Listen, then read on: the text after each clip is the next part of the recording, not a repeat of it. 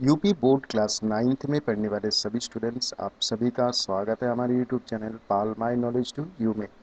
अगर आपने चैनल को अभी तक सब्सक्राइब नहीं किया तो ज़रूर करें और नई वीडियोज़ की नोटिफिकेशंस पाने के लिए बेल आइकन को दबाएं। इस वीडियो में आप देख रहे हैं हिंदी काव्य खंड का छठा पाठ पुनर्मिलन, जिसके कवि हैं जयशंकर प्रसाद। और ये इस चैप्टर का दूसरा पार्ट है। पहला पार्ट नहीं देखा तो आप देख सकते हैं हमारे चैनल के प्लेलिस्ट से। पहला पार्ट नहीं देखेंगे तो आपको दूसरा पार्ट समझ नहीं आएगा। तो सबसे पहले पार्ट 1 को आप ज़रूर देखें। पार्ट 2 को स्टार्ट करते हैं छंद 2 से। रूठ गया था अपनेपन से अपना सकीना उसको मैं, वह तो मेरा अपना ही था भला मनाती किसको मैं। यही भूल अब शूल सदृश हो, साल रही उर्मैत मेरे, कैसे पाऊंगी उसको मैं कोई आकर कह दे रे।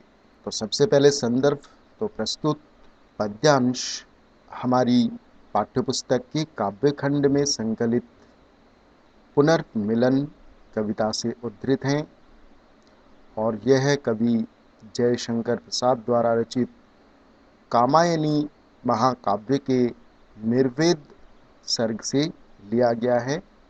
अब बात करते हैं प्रसंग की। तो यहाँ कवि प्रसाद जी ने पति के विरह में व्याकुल श्रद्धा की वेदना को दिखाया है, दर्शाया है।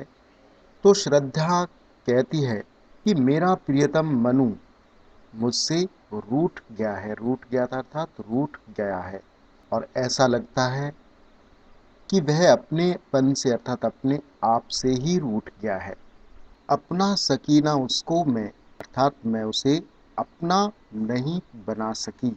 मुझे तो ऐसा लगा था कि वह अपने आप ही मान जाएगा, परंतु वह मुझे छोड़कर न जाने कहाँ चला गया। इसलिए यहाँ पर ये कहा गया है कि अपना सकीना उसको मैं, और मैं उसे मना भी नहीं कर सकी। वह तो मेरा अपना ही था अर्थात वह तो मेरा अपना प्रियतम था, तो मैं भला क्यों मनाती।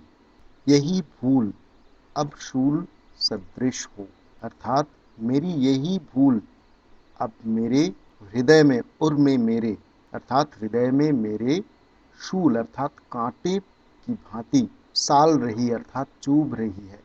अर्थात श्रद्धा अब स्वयं पश्चाताप कर रही है कि यदि मैंने मनु को मना कर लिया होता तो वह मुझे छोड़कर न जाता।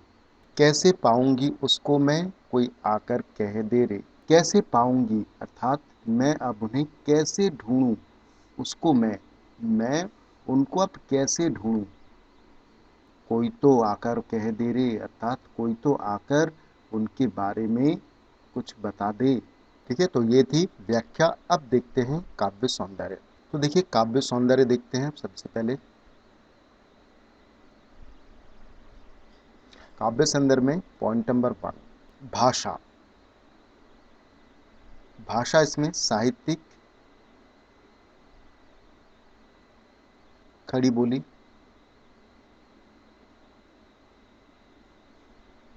साहित्यिक खड़ी बोली। ठीक है,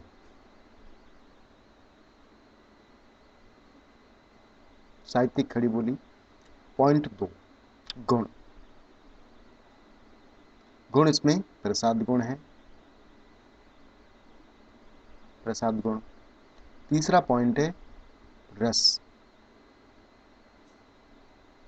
रस इसमें भी वियोग श्रृंगार रस है।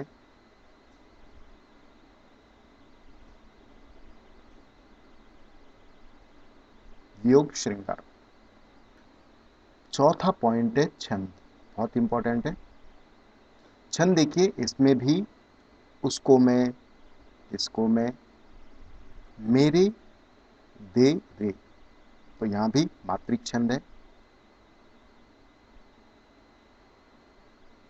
ठीक है, पांचवा पॉइंट है अलंकार।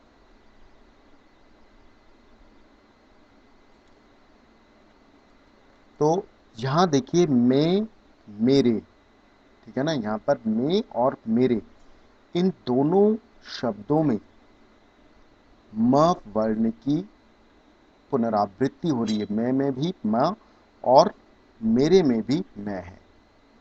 ठीक है, तो मैं वर्ण की पुनरावृत्ति होने के कारण जहां अनुप्रास अलंकार है, तो आप यहां पर लिख सकते हो कि मैं,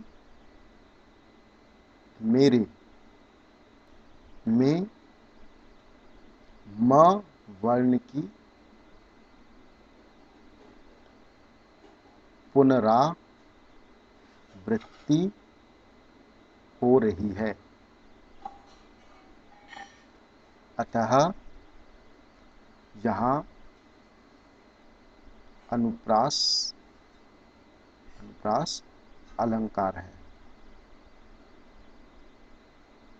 अनुप्रास अलंकार है।